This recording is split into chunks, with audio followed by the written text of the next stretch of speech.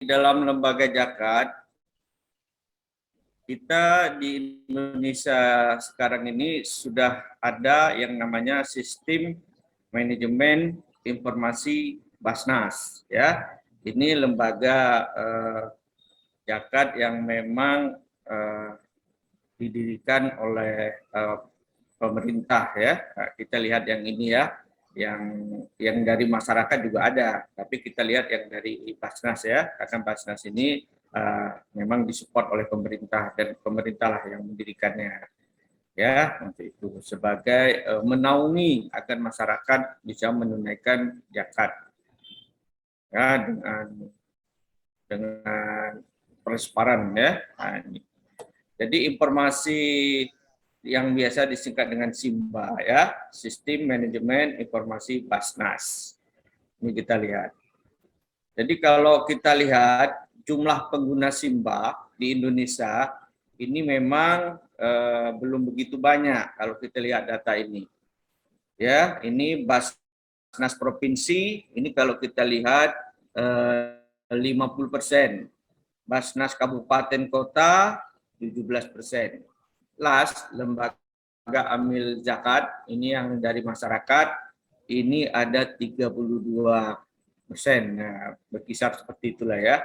Jadi totalnya kalau dari jumlah 582 jumlahnya, jadi yang pengguna SIMBA ini masih 20,48%. Jadi masih sedikit yang menggunakan sistem manajemen informasi Basnas ini.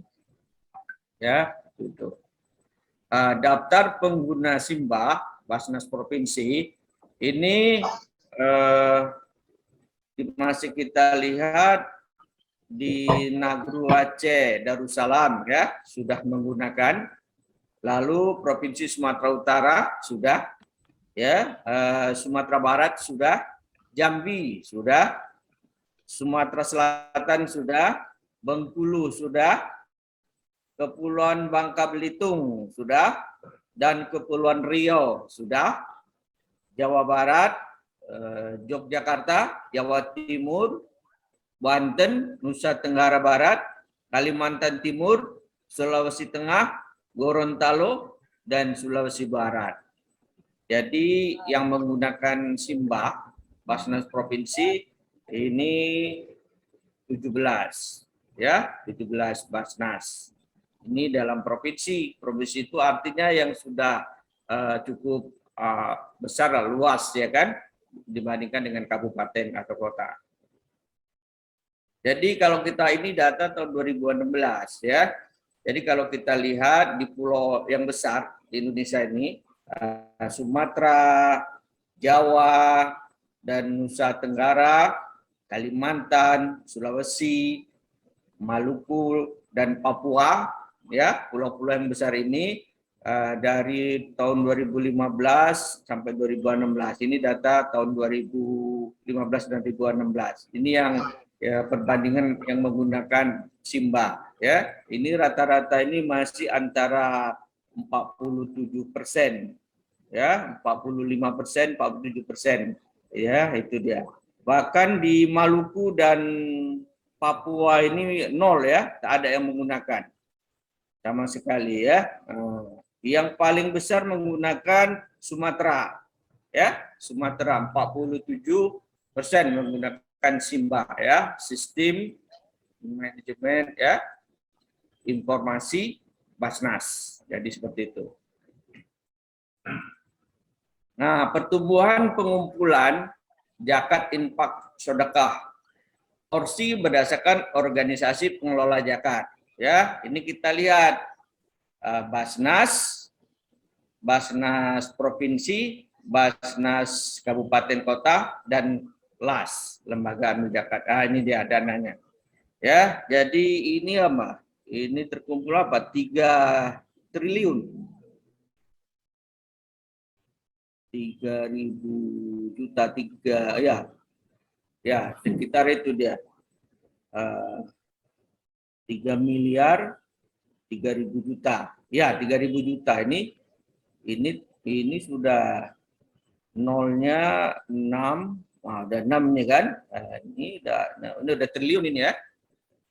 Udah triliun ini.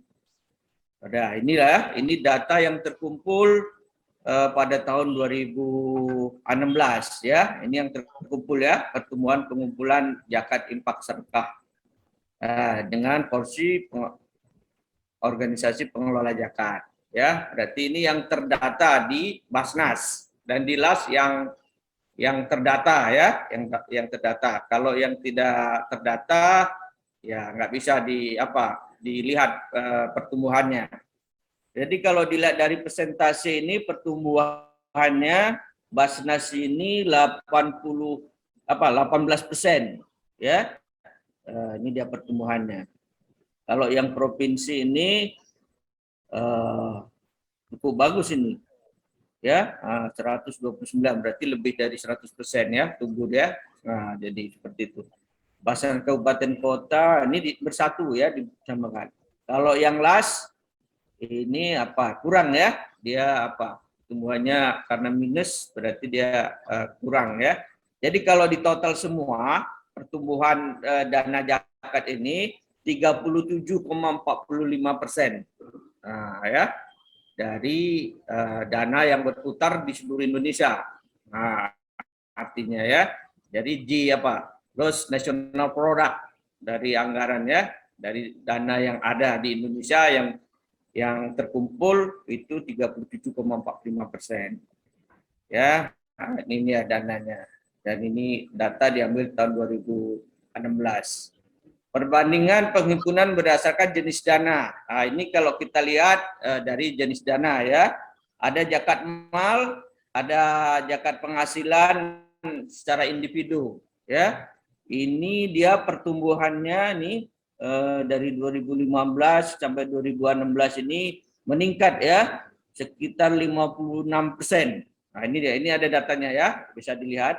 Ini zakat mal badan ya. Jadi zakat mal badan ini perusahaan ya. Zakat mal lainnya itu berarti yang individu. Lalu infak sedekah perorangan. Nah, ini juga ada ya. Terus infak sedekah CSR ya, badan. Nah, ini ada juga pertumbuhannya. Zakat fitrah Ramadan ada juga pertumbuhannya sekitar 5,46%.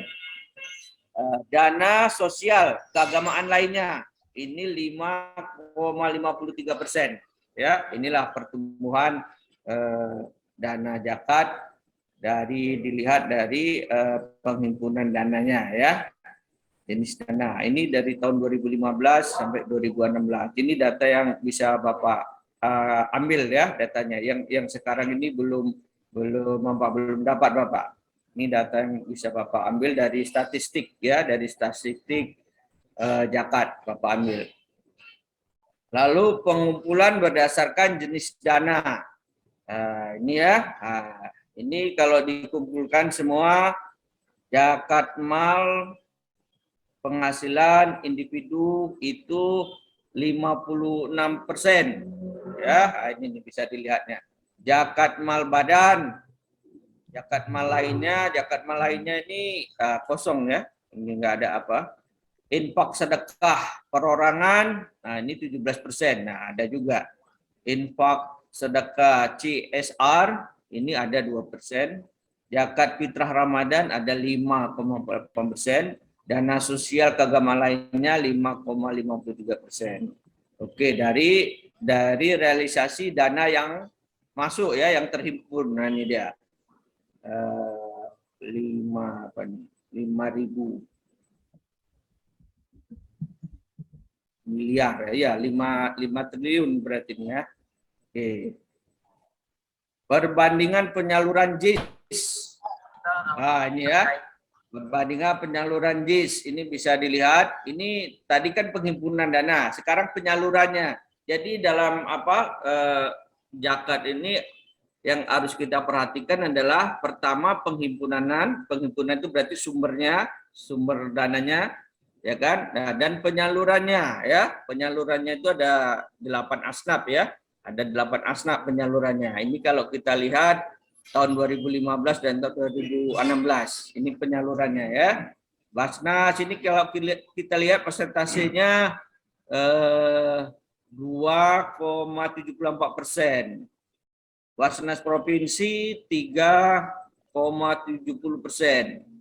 Basnas Kabupaten Kota 53,86%. LAS ini ya, yang masyarakat yang buat ini 39,71%. Ini penyalurannya. Kalau kita lihat berdasarkan asnaf, ya, berdasarkan asnaf itu fakir miskin, amil, mualaf, rikob, gorimin, sabilillah, ibnul sabil, ya, ini yang bisa kita apakan ya, yang kita bisa lihat asnaf ini ya. Nah, fakir miskin itu bersatu di sini ya, kita buat satu ya, dia fakir sendiri miskin sendiri, tapi kita buat satu di sini fakir miskin ya. Ini kalau kita lihat penyaluran berdasarkan asnaf ini 80,60 nih persen ya. Nah, ini paling banyak adalah fakir dan miskin ya, memang ya, di situ yang terbanyak kita menyalurkannya. Oke. Oke, saya kira jadi untuk organisasi pengelola zakat ini memang intinya ya pengelolaan. Jika pengelolaannya makin menggunakan good governance, masyarakat umat ini makin percaya, maka dana zakat juga akan terus meningkat. Demikian dari Bapak, ini data yang sepintas bisa kita sebagai bahan pertimbangan untuk melihat pertumbuhan dana zakat di Indonesia. Bapak akhiri, bila taufiq wal hidayah. Wassalamualaikum warahmatullahi wabarakatuh. Selanjutnya saya serahkan kepada Pak Fitrianto untuk melanjutkan. Oke, silakan Pak Fitrianto. Saya sudah di loading buka slide.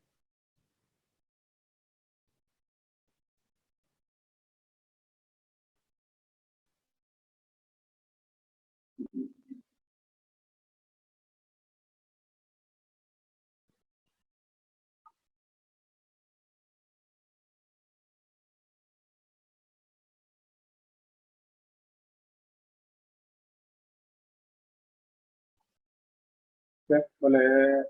Oke Pak Sandi, boleh apa nih? Nampak? Sudah boleh nampak di layar Pak Sandi?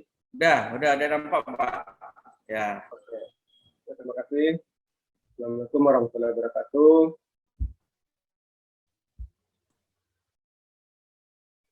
Ya, yang kami hormati Bapak Ketua YB Al-Ulum Medan, Bapak Dr. Fendi IPMA, dan yang kami hormati juga Bapak Ibu para dosen, dan yang kami hormati juga Bapak Ibu Wakil Ketua YB Medan, khusus kandidat Dr. Haji Dedi Kurniawan, LC MSA Ikon. Apa kabar Pak Dedi? Pak Dedi bergabung Pak Sandi. Kemudian yang kami banggakan mahasiswa KB Al-Ulum dan juga mahasiswa UNIK yang bergabung dalam kuliah bersama antara UNIK dengan KB gitu. Ini mungkin yang bersama. Bagaimana kata sebelumnya, ini juga merupakan bagian daripada implementasi MOU dan MOA SEBI antara UNIK dan juga antara Prodi Perbankan Syariah, Ekonomi Syariah dan Perbankan Syariah, UNIK dan SEBI. Alhamdulillah bersyukur pada Allah pada pagi menjelang siang, Allah masih melimpahkan rahmat dan karunia kepada kita semua sehingga kita dapat hadir dan bergabung di Zoom meeting pada hari ini gitu.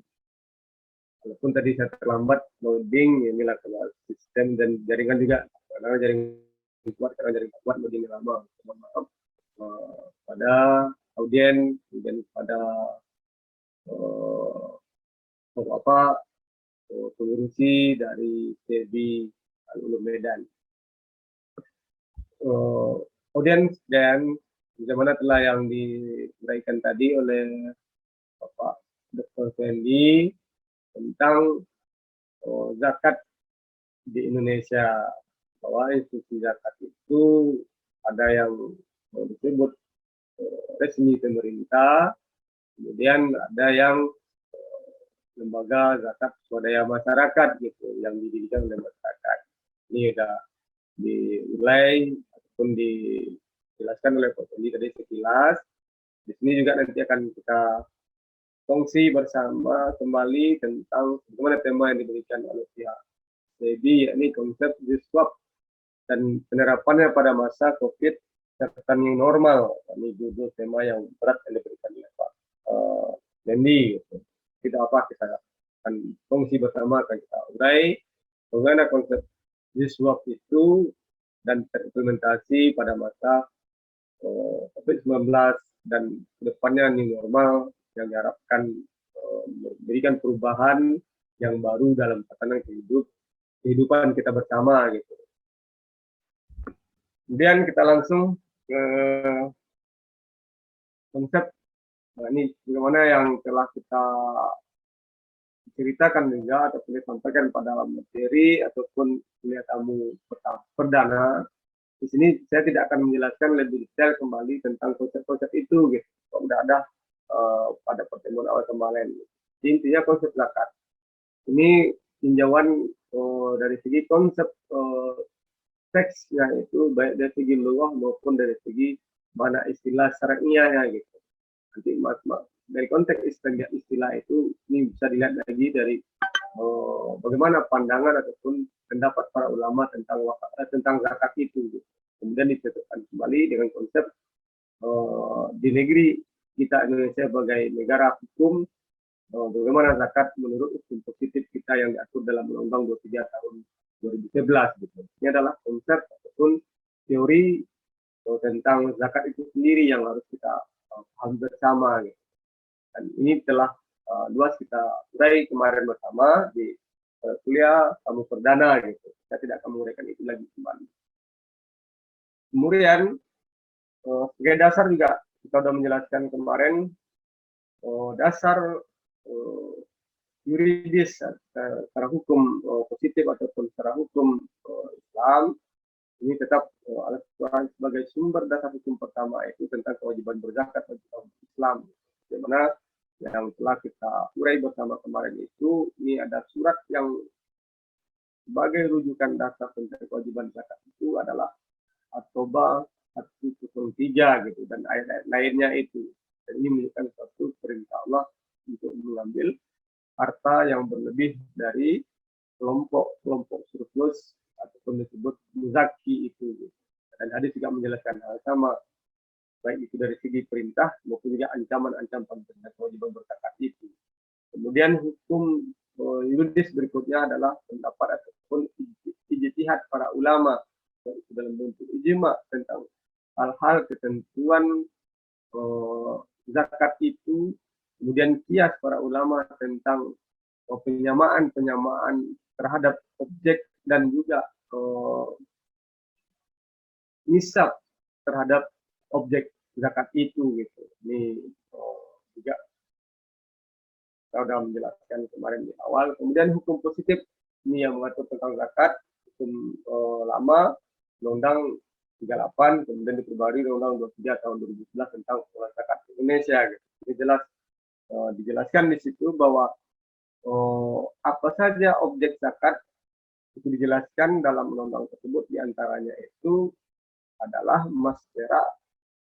Orang-orang yang suka mengumpulkan emas dan perak, nisabnya 85 gram, kemudian hasil peternakan dan hasil peternakan, kemudian perkebunan, termasuk juga hasil perkebunan, tambang, kemudian termasuk juga hasil kerja yang disebut seperti gaji ataupun pendapatan dari para ASN dan karyawan swasta lainnya gitu, ataupun kerja wira swasta ataupun entrepreneur yang populer kita dengar pada saat ini.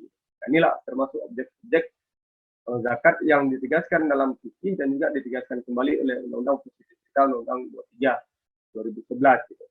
Dan kita konsep pengolahan zakat Indonesia itu tadi sudah diurai oleh Pak Fendi dengan contoh berapa jumlah zakat terkumpul. Di sini kita akan tengok bahwa pengolahan zakat Indonesia itu para muzaki dalam berzakat itu ada yang langsung store ke Basnas, baik secara tradisi ataupun mendatangi Basnas itu sendiri ataupun lembaga amil zakat ataupun UPZ. Itu metode pengolahan, berarti dalam penghimpunan zakat oleh lembaga zakat resmi negara ataupun swadaya masyarakat ataupun UPZ, para muzaki mendatangi UPZ ataupun Basnas ataupun LAS dalam membayar ataupun menyerahkan harta zakatnya. Yang pertama metode dalam pengumpulan itu. Kemudian dilakukan metode yang bersifat boleh dikatakan ini modern gitu, ataupun kemajuan dalam pengumpulan zakat itu dilakukanlah lagi dengan sistem kerjasama dengan institusi-institusi di mana para muzaki bekerja melalui pemotongan gaji ataupun payroll system melalui banking atau perbankan ataupun melalui SS banking ataupun internet banking gitu. Ini metode yang baru ataupun termasuk perubahan dari tradisi ke modern dalam pengumpulan tata kelola Basnas dalam mengumpulkan zakat dari para muzaki. Ini yang harus tidak kita pahami. Bahkan semakin ada perubahan kemajuan dalam kehidupan kita bermasyarakat, Basnas seharusnya juga mengikut kemajuan itu. Tujuan yang lain adalah untuk memaksimalkan tata kelola zakat itu sendiri dan pengumpulan zakat ataupun harta zakat itu dari muzaki secara maksimal mungkin gitu. Ini yang harus dipahami. Ada memang dari beberapa lembaga yang pengumpul zakat, terutama ini yang swadaya, UPZ. Ini masih bersifat tradisi, dia belum membuat dengan kerjasama dengan lembaga tempat muzaki bekerja ataupun melalui sistem ataupun melalui e-banking ataupun transfer. Itu belum, masih ada. Kita jumpai memang ini di lembaga-lembaga LAS yang sifatnya swasta gitu, yang bukan level nasional. Tapi yang level nasional, salah satunya seperti rumah zakat dan dompet duafa ini telah menerapkan hal itu. Dan kita kalau melihat nanti www dompet duafa ataupun rumah zakat ini menunjukkan peningkatan ataupun modifikasi dalam pengumpulan dan juga terhadap besarnya jumlah zakat yang telah terkumpul oleh mereka. Gitu. Ini juga yang harus kita pahami bersama. Kemudian dalam pengelolaan itu, dalam pengolahan zakat Basnas, LAS, UPZ gitu. Jadi pengelolaan tersebut dalam satu pendistribusiannya gitu. Nah, zakat yang telah diterima oleh Basnas, LAS, UPZ itu harus disalurkan kepada asnaf yang 8 gitu. Ya, disalurkan kepada yang berhak menerimanya ke asnaf 8 sebagaimana dijelaskan dalam Tobah 60 itu. Ini hak zakat itu bagaimana juga tadi dijelaskan oleh Pak Fendi, 8 orang yang memilih ataupun 8 golongan yang berhak menerima itu. Orang lain tidak boleh. Ini di Tobah 60 menjelaskan itu secara detail. Tetapi dalam penyaluran itu boleh dilakukan modifikasi model. Model diberikan kepada para asnaf itu gitu. Boleh modifikasi model.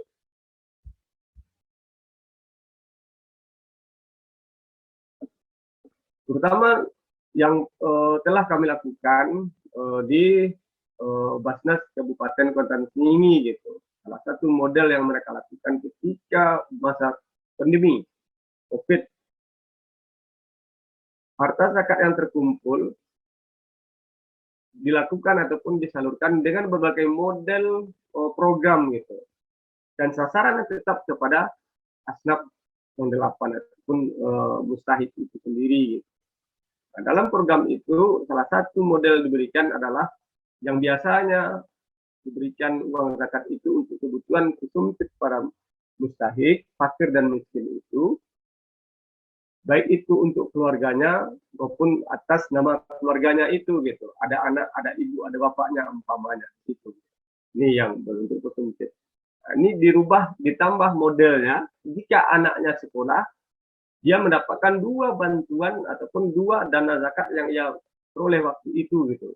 Biaya hidup untuk konsumtif, yang kedua ada biaya untuk persekolahan. Ini beasiswa pelajar namanya gitu. Ini juga satu modifikasi penggunaan dan penyaluran harta zakat itu di beberapa badan ataupun badan pengumpul zakat secara nasional maupun swasta gitu. Kemudian juga diberikan untuk biaya berobat gitu. Biaya berobat ini ada yang berobat permanen dan juga ada yang tidak permanen gitu. Ini juga disalurkan oleh pihak Basnas. Nah, ini dalam konteks COVID, nah, mana-mana keluarga yang mendapatkan COVID ataupun terindikasi COVID sehingga dia isoman, ada isoman oleh melalui pemerintah ataupun mandiri. Pihak Basnas juga di sini menyalurkan kebutuhan konsumtifnya dan juga memberikan peralatan-peralatan termasuk pencegahan terhadap COVID itu gitu, seperti hand sanitizer dan lain-lainnya itu. Ini yang dilakukan oleh pihak Basnas dalam penyaluran zakat pada masa COVID yang terjadi di Kuansing gitu, sebagai contoh. Kemudian juga rehab rumah, bangunan rumah, membangun rumah ini juga dilakukan dalam penyaluran zakat, program zakat itu oleh pihak Basnas gitu. Ini modifikasi juga gitu.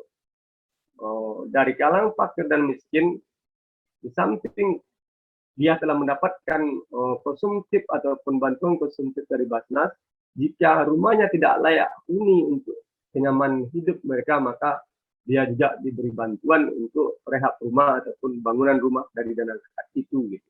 Ini modifikasi penyaluran dana zakat untuk para asnaf.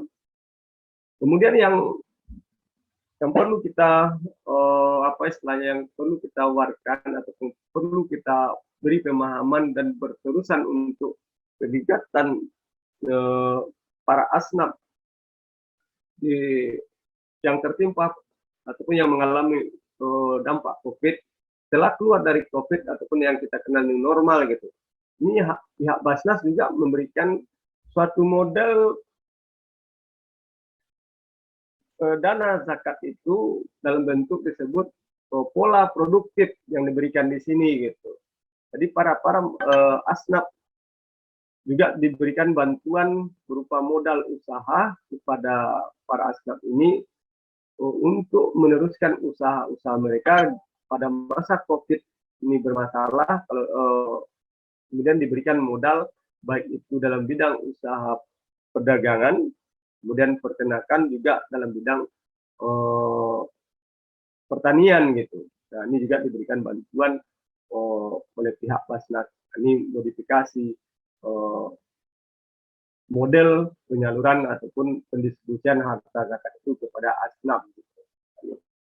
Yang juga harus kita pahami bersama. Kemudian yang berikutnya kita tengok dari wakaf. Dari konsep wakaf ini juga kita udah detail menjelaskan kemarin itu wakaf ditinjau dari segi konsep tekstualnya dan juga dari konteks istilahi, ini juga dari konteks penjelasan pendapat para ulama dan Undang-Undang 41 tahun 2004 tentang perwakafan itu, terutama di Indonesia. Ini juga saya tidak akan mengulang itu. Kemudian kita akan terus ke jenis harta wakaf. Jadi harta wakaf berdasarkan HIK dan undang-undang itu dikelompokkan kepada 2, yakni wakaf benda tidak bergerak dan benda bergerak. Ini termasuk tanah, kemudian uang dan emas ataupun saham, ini dalam konteks tidak yang bergerak. Kemudian kita akan lebih banyak berdiskusi tentang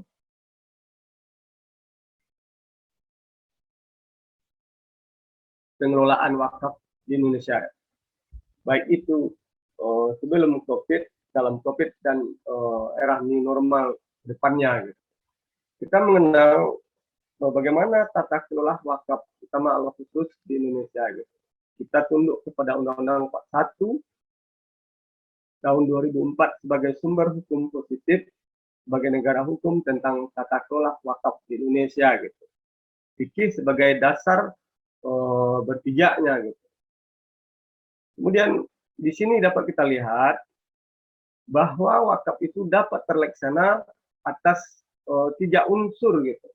Di sini adanya unsur orang ataupun masyarakat yang berwakif, wakif itu sendiri, kemudian ada institusi ataupun lembaga yang mengelola wakaf itu yang disebut dengan nazir.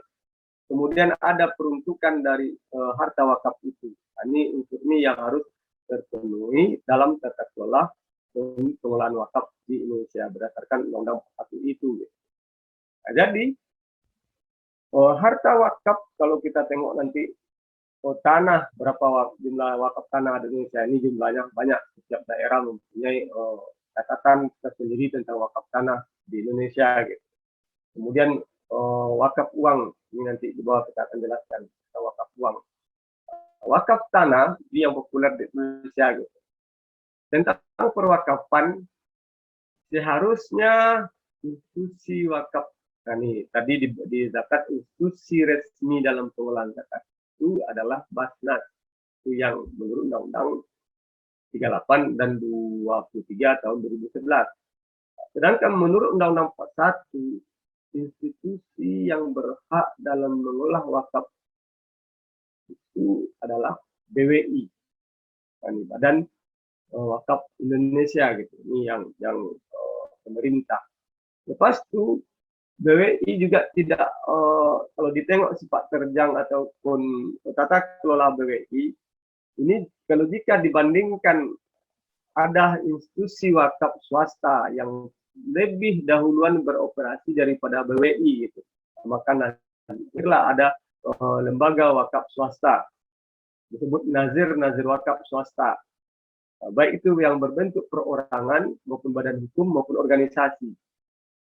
Sebelum BWI muncul, ini di tahun 2005, ini telah ada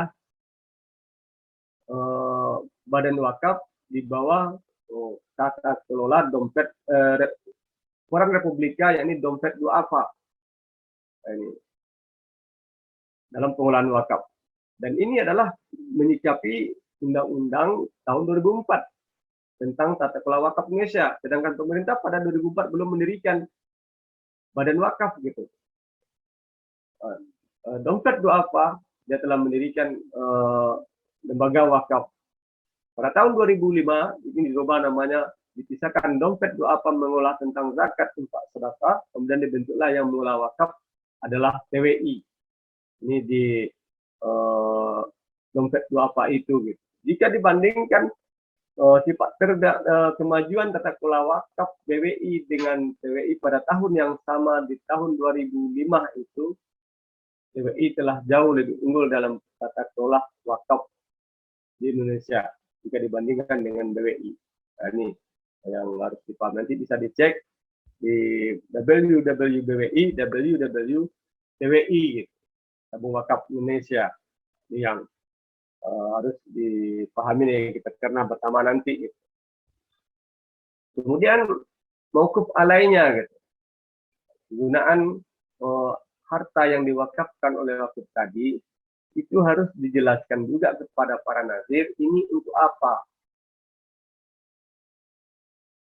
Dan mauquf alai ini adalah untuk melengkapi ataupun meningkatkan ataupun bisa dimanfaatkan oleh umat, terutama kaum du'afa dan juga umat secara menyeluruh gitu.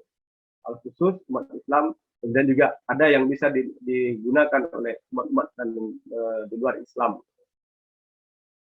Ini dalam konsep wakaf itu gitu.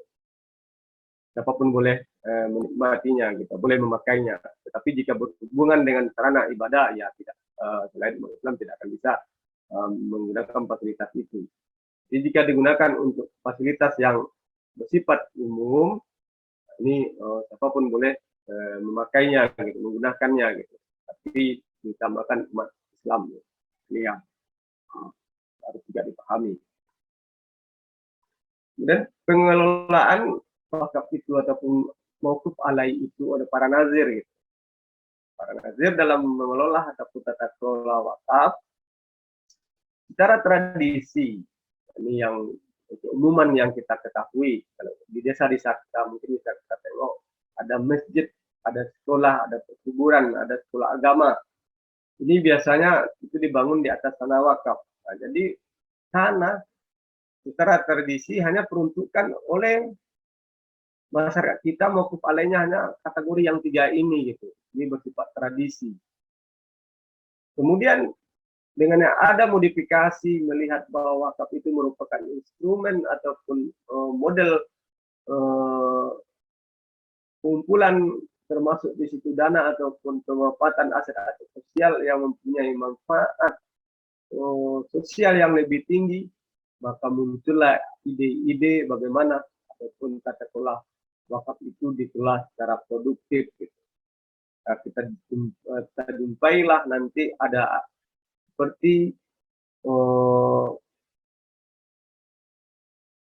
gerai ataupun lapak tanah ataupun tanah wakaf dibuat lapak, kemudian disewakan para pedagang dalam berusaha perniagaan. Nah, dan ini contoh model pengelolaan tanah wakaf tadi, di samping memenuhi kebutuhan mauquf alai baik itu masjid, sekolah dan perkuburan, tapi masih bisa ataupun bisa menghasilkan surplus wakaf ataupun manfaat yang lebih berkelanjutan terhadap umat dari harta wakaf itu, maka itu dikelola secara produktif namanya, gitu. Dan ini pengelolaan wakaf secara modern.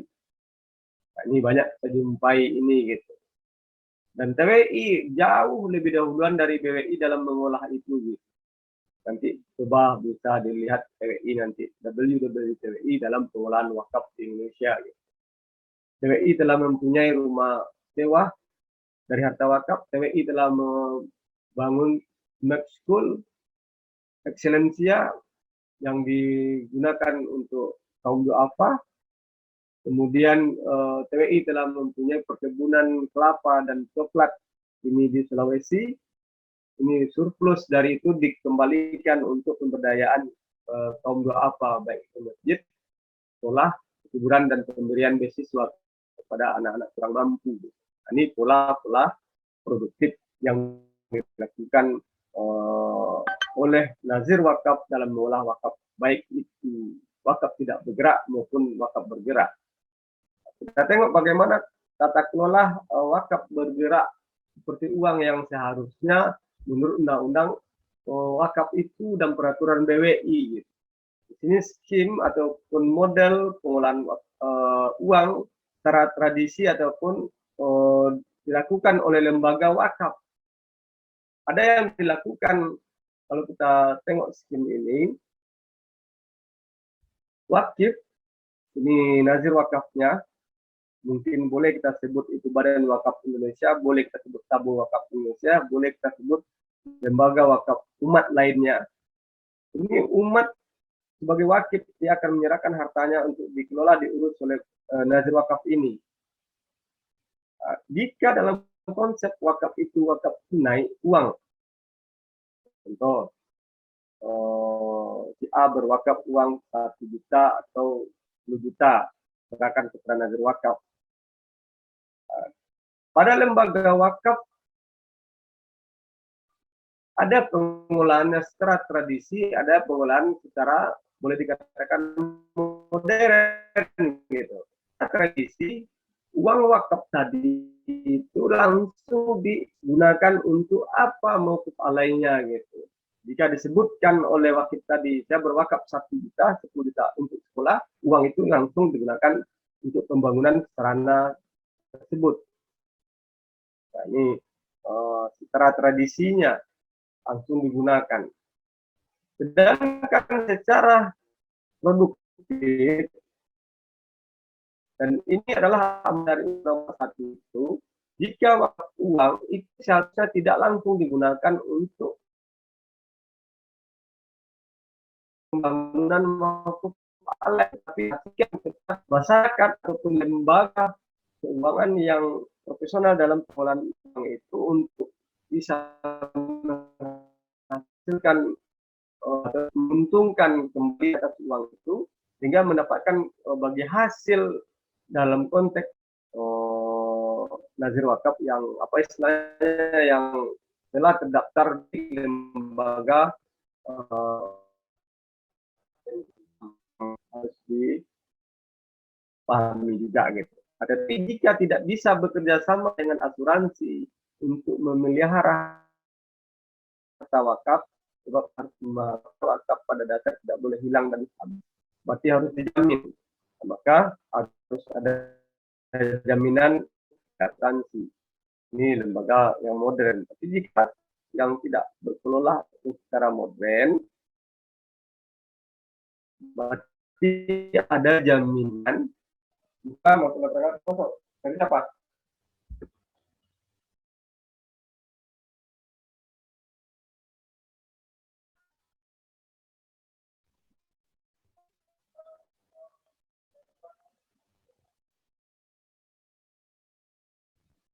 Jadi ini dalam konteks jika nazir wakafnya belum ataupun tidak profesional dalam pengelolaan wakaf, maka jaminan itu boleh diminta dalam bentuk barang dan angsuran kepada orang yang memohon ataupun tempat-tempat penyaluran uang wakaf secara produktif.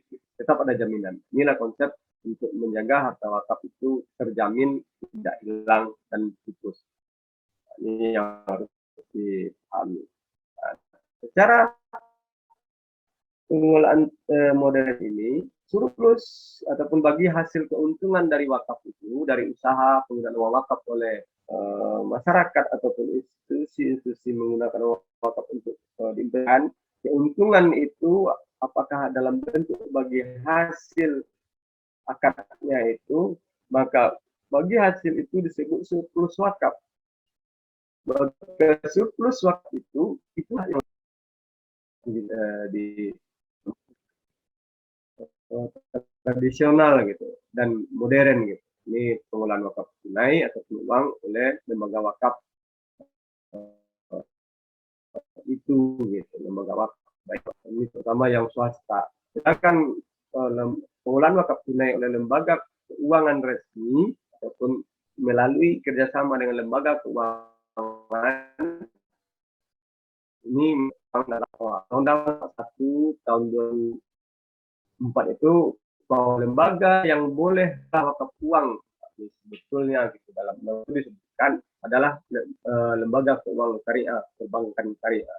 Ini ada bank yang telah ditunjuk langsung oleh kementerian dalam mengolah wakaf uang itu. Salah satunya adalah Bank BSI yang dulunya Bank Mandiri Syariah, kemudian BRI Syariah, ini tempat-tempat BNI Syariah, tempat-tempat pengelolaan wakaf tunai melalui lembaga keuangan menurut Undang-Undang 41 itu. Gitu. Nah, bagaimana tata kelola wakaf uang ataupun wakaf tunai oleh lembaga keuangan syariah? Ini juga tidak jauh beda bagaimana pengelolaan wakaf oleh lembaga wakaf itu sendiri. Gitu.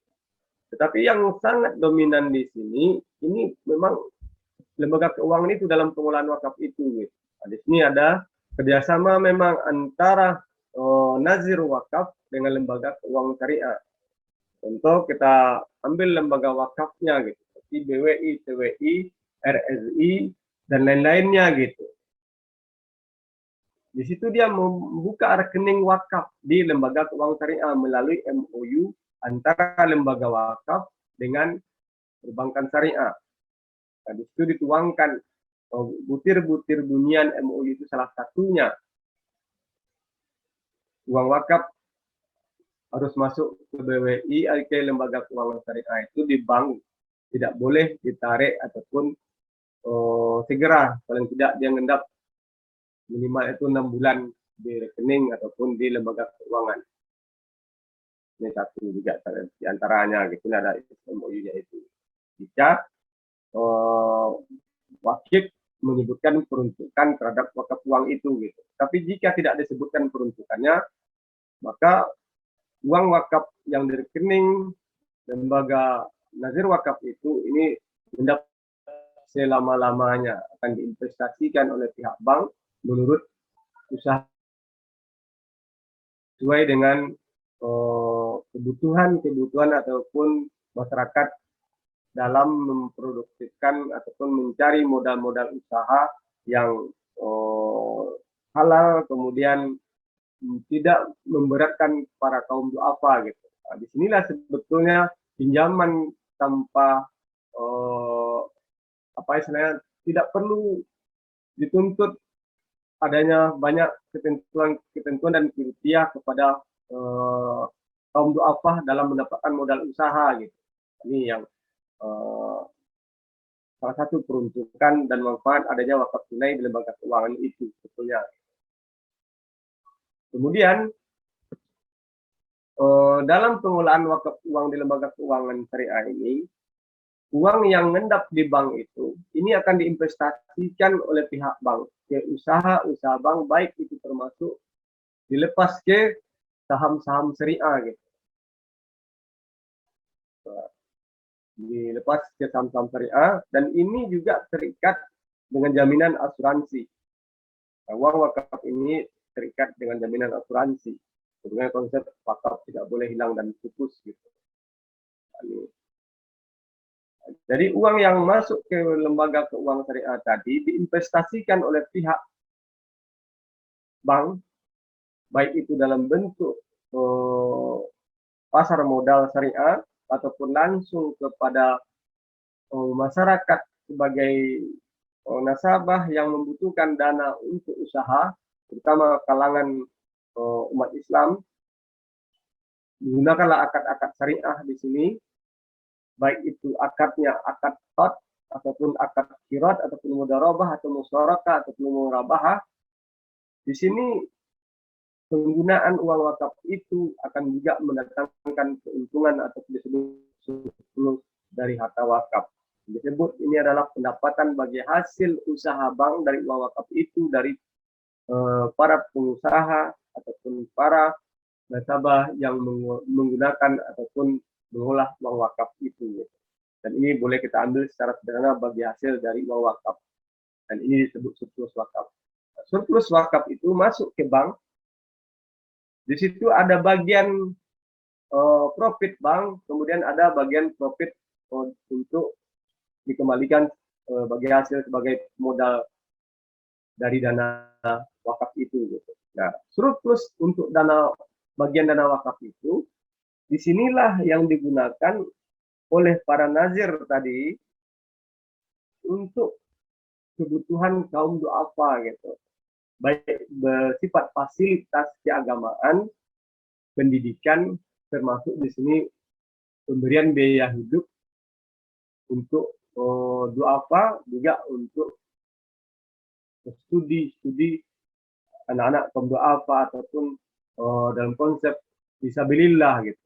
Ini juga disalurkan dari surplus itu. Dan ini dilakukan oleh negara-negara seperti di Timur Tengah itu Sudan, termasuk di Mesir juga melakukan hal itu, di Malaysia juga melakukan hal itu. Nah, di kita juga telah meniru hal ini. Di TWI sebagai contoh telah memberikan surplus wakaf itu untuk pembangunan dan beasiswa untuk para pelajar gitu. Inilah keberuntungan pengembangan ataupun modernisasi dalam tata kelola wakaf itu, baik itu wakaf tidak bergerak maupun wakaf bergerak di Indonesia gitu. Inilah yang harus kita pahami dan kita pacu ke depannya untuk lebih maju lagi, dan masyarakat juga lebih paham lagi bahwa wakaf itu tidak hanya sekedar wakaf tanah saja, tetapi uang ataupun benda-benda lain yang bermanfaat bisa diwakafkan. Ini yang harus kita pahami. Kemudian ini yang kita berikan, kita sampaikan kepada masyarakat dengan intinya kalangan akademis, sama mahasiswa ketika kayak PKL, ketika KKN, nah ilmu ini kita sampaikan kepada masyarakat sehingga dia tahu bahwa dalam konsep wakaf ini, wakaf tidak untuk orang kaya saja, wakaf berlaku untuk kaya dan miskin. Orang miskin mungkin dalam konsep tidak bisa dari wakaf tanah, tapi dia bisa berwakaf dari apa yang ia mampu untuk berwakaf. Contoh di wakaf uang dia tidak bisa mampu wakaf 1.000, ya orang miskin bisa memberikan wakaf 1.000, orang kaya memberikan wakaf 1 juta. Ini dalam konsep memperluas pemahaman tentang wakaf bagi masyarakat kita yang harus kita war-warkan sehingga wakaf menjadi instrumen kedepannya bagi lembaga keuangan ataupun dalam membangun sosial ekonomi masyarakat khususnya umat Islam di Indonesia ke depannya. Mudah-mudahan kita berharap jika wakaf ini dapat diterima dengan baik oleh umat Islam, ini salah satu model dan membantu pemerintah. Jika pemerintahnya adil dan bijaksana, wakaf bisa memperkecil hutang ataupun peminjaman hutang ke luar negeri ataupun ke bank-bank dunia dalam membangun infrastruktur dan juga membangun sumber daya manusia Indonesia itu gitu. Ini yang kita harapkan. Ini telah terjadi memang di beberapa negara-negara Islam lainnya. Dan konsep dan harta wakaf juga sebagai model ataupun sumber dana lembaga keuangan syariah yang memberikan pinjaman guna bagi para kaum duafa yang kesusahan dalam mencari modal usaha. Sebab wakaf tidak menuntut akan keuntungan, tetapi yang dituntut adalah pengembalian atau wakaf itu utuh kembali. Ini sebagaimana konsep dalam muamalah itu, dalam kontrak al-faq itu pinjam meminjam. Apa yang dipinjam itu yang dikembalikan tersebut, tidak ada tambahan itu. Dan ini salah satu model sumber keuangan yang bisa dimanfaatkan oleh kaum duafa dalam membangun sosioekonomian ataupun meningkatkan kesejahteraan para kaum duafa. Ini yang saya harapkan. Jadi ada beberapa kesimpulan dari materi ini. Satunya zakat harus dikelola secara tradisi, boleh dikelola secara tradisi dan secara modern. Dan begitu juga wakaf boleh dikelola secara tradisi dan juga boleh dikelola secara modern. Kemudian kita harus meningkatkan pemahaman masyarakat, terutama di era new normal tentang konsep wakaf itu dan pendayagunaan harta wakaf itu lebih luas ke depannya. Dan banyak lagi yang lain sebagai kesimpulan kita pada pertemuan hari ini. Mungkin yang dapat Bapak sampaikan, saya kembalikan kembali kepada Pak Hendy sebagai dosen utama. Billahi taufiq wal hidayah. Wassalamualaikum warahmatullahi wabarakatuh. Ya, terima kasih Pak Fitrianto. Mudah-mudahan materi manajemen zakat dan wakaf ini bisa menambah wawasan mahasiswa kita dan dosen yang hadir pada hari ini. Selanjutnya kita buka termin tanya jawab. Mungkin mahasiswa kita ada ingin yang bertanya tentang masalah Jiswab ini. Yang materinya sudah disampaikan kepada Bapak Fitrianto selaku guest lecturer kita hari ini. Oke, dibuka, silakan. Saya Pak.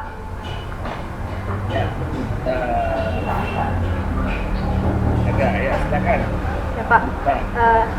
Izin, saya ada beberapa yang ingin saya diskusikan kepada narasumber, yaitu bagaimana cara menerapkan SIMBA tadi, yaitu Lembaga Resmi Wakaf Indonesia, di antara masyarakat, terlebih lagi untuk kota kecil yang jauh dari sistem informasi yang ada di kota besar. Apalagi pola pikir masyarakat di kota kecil atau pedalaman itu berbeda jauh dari masyarakat yang tinggal di kota besar. Terima kasih Pak. Ya, terima kasih pada kita pertama. Nah, ini tentang SIMBA ya, Sistem Informasi Manajemen Basnas ya. Oke, kalau tentang Simba ini berarti materi Bapak ini ya. Oke. Ya, materi Bapak ini ya tentang Simba. Ya. Sistem Informasi Manajemen Basnas ini. Jadi Simba ini memang sistem informasi ini memang baru yang dilakukan oleh Basnas Pusat ya, Basnas Pusat Indonesia. Jadi memang kendalanya sosialisasi ya, sosialisasi sampai ke tingkat kota dan kabupaten. Ini memang sosialisasi informasi itu. Ya, yang kedua mungkin teknologi dari kota kabupaten, ada sebagian yang sudah bisa mengakses dan ada yang belum mengakses. Ya, kalau yang provinsi ya umumnya kota-kota besar, tadi kan nampak datanya, umumnya dia bisa mengakses, ya, bisa mengakses untuk sistem informasi manajemen Basnas ini. Ya, jadi ini suatu sistem yang menggunakan yang dibuat oleh Basnas Pusat untuk memudahkan agar organisasi pengelola zakat ini dengan mudah mendapatkan informasi dari pusat. Jadi seperti itu. Ya, bagaimana program-program yang akan dilaksanakan, bagaimana laporan penghimpunan dana dan bagaimana laporan penyaluran dana zakat, infak dan sedekah tadi. Ya, ini mempermudah untuk agar pusat dan daerah itu memang bersinergi. Ya, cuma yaitu sosialisasi yang harus dilakukan ya. Mungkin karena akses atau sekarang kita lagi masa COVID-19 ya kan, mungkin sosialisasinya lewat daring, lewat seperti kita ini ya, lewat teknologi, dan sebagian teknologi ini belum tersentuh sampai ke tingkat yang ke pedalaman ya, atau yang di perbatasan belum tersentuh dengan signal-signal yang masih terkadang terputus-putus dan sebagainya. Jadi itu kendala-kendala yang memang harus kita hadapi saat ini. Ya, bagaimana solusinya? Ya, solusinya kita semua masyarakat ini ya sama-sama berniat ingin bagaimana agar zakat ditunaikan di suatu lembaga yang resmi ya, yang resmi yang memang diakui oleh pemerintah.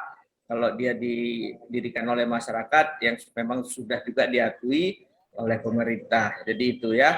Jadi sehingga dana itu terhimpun satu pintu ya, dana itu terhimpun satu pintu. Sehingga kalau dia terhimpun satu pintu bisa terkumpul secara bersatu, sehingga akan nampak informasi data yang terhimpun tadi, sehingga bisa nampak jumlahnya.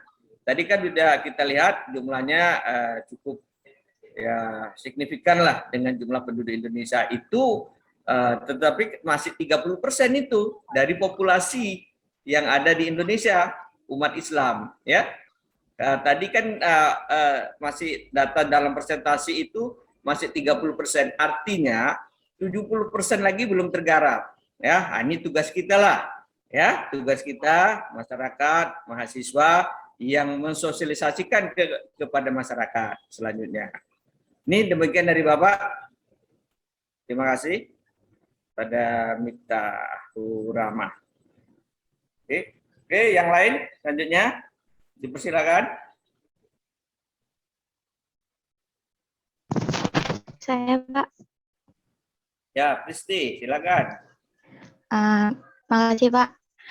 Sebelumnya dari yang Bapak terangkan tadi, ada yang bilang wakaf bisa tanah, sedangkan ada seseorang yang ingin mewakafkan tanah dia karena ia tidak mempunyai anak, tetapi keluarganya tidak setuju. Setelah si pewakaf ini meninggal, keluarganya menuntut untuk mengambil balik wakafnya. Itu bagaimana Pak hukumnya?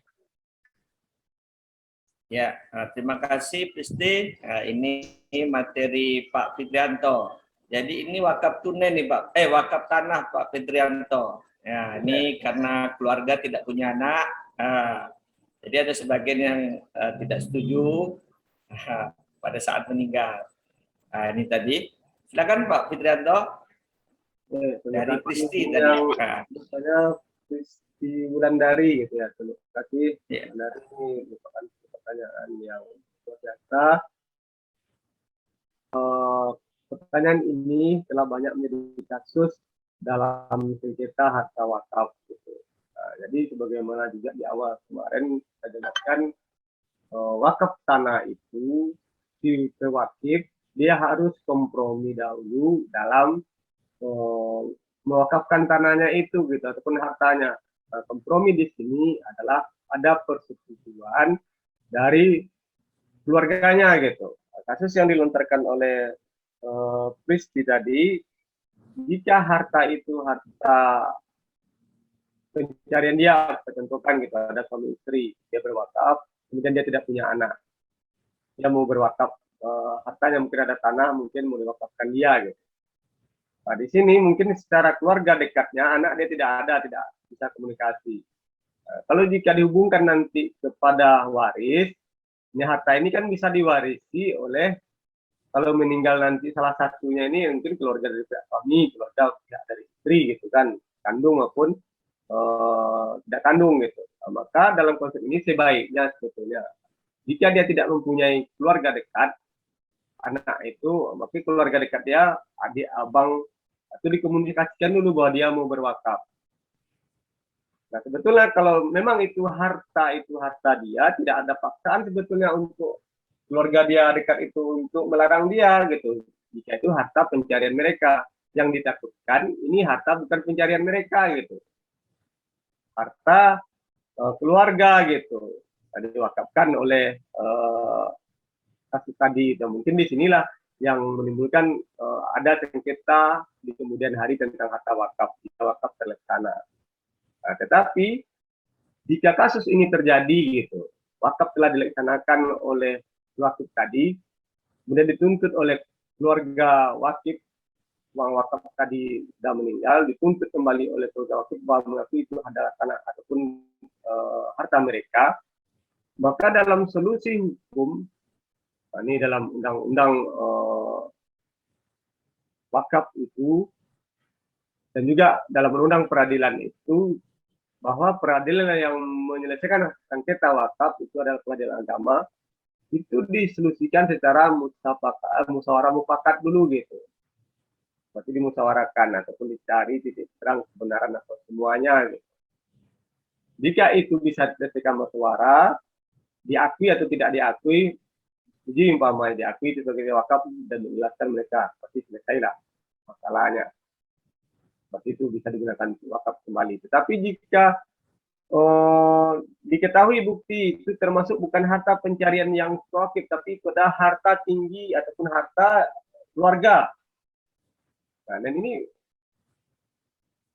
boleh saja mungkin kalah dalam bukti. Nah, ini harta wakaf kembali jatuh kepada ahli waris gitu, yang atau penuntut umpama.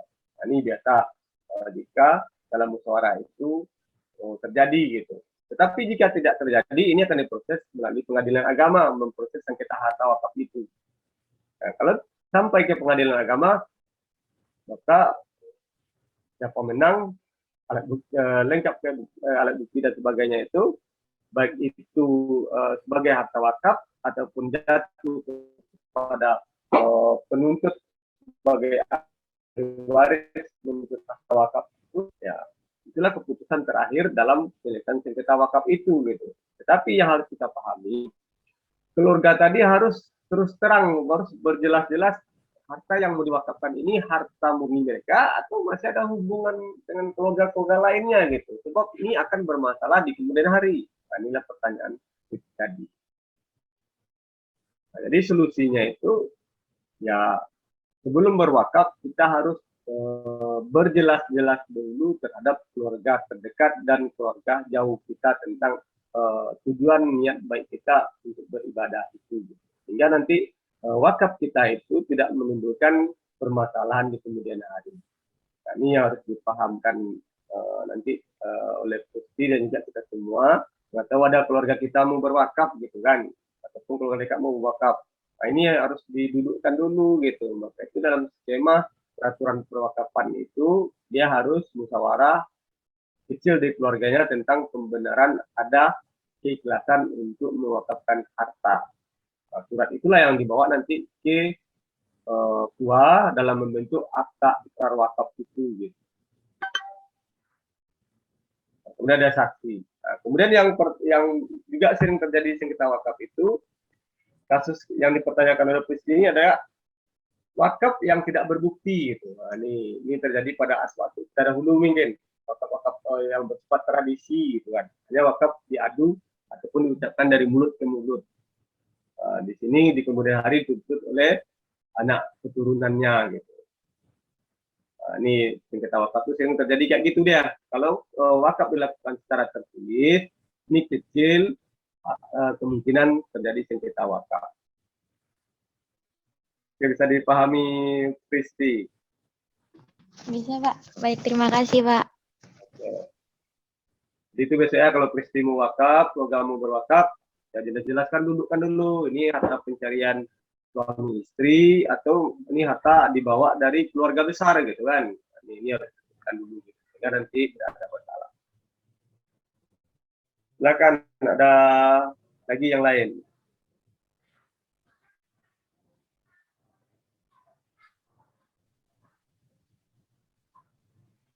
Ya, terima kasih Pak Fitrianto. Selanjutnya kita buka lagi yang ingin bertanya, silakan.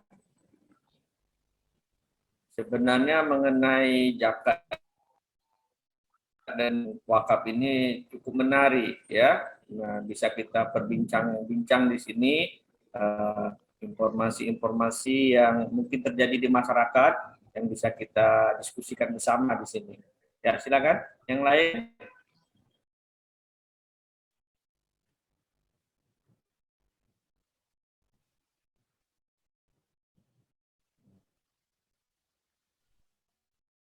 Karena Pak Fitrianto nampaknya waktu juga sudah jam, Terima kasih. Udah hampir apa? Jam 11 kita ini. Ya, apa. Mudah-mudahan nanti melalui WA chatting ataupun komunikasi berikutnya kita ada pertanyaan berikutnya.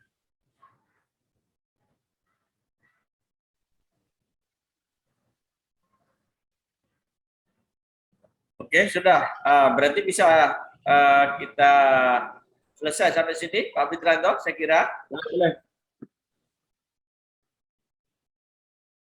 Udah? Udah, boleh.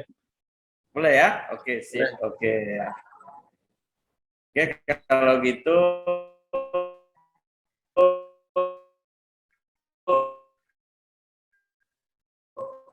hari ini alhamdulillah webinar kita tentang konsep zakat, sedekah dan wakaf telah berjalan dengan lancar. Mudah-mudahan semua yang hadir di rumah ya. Oke, selanjutnya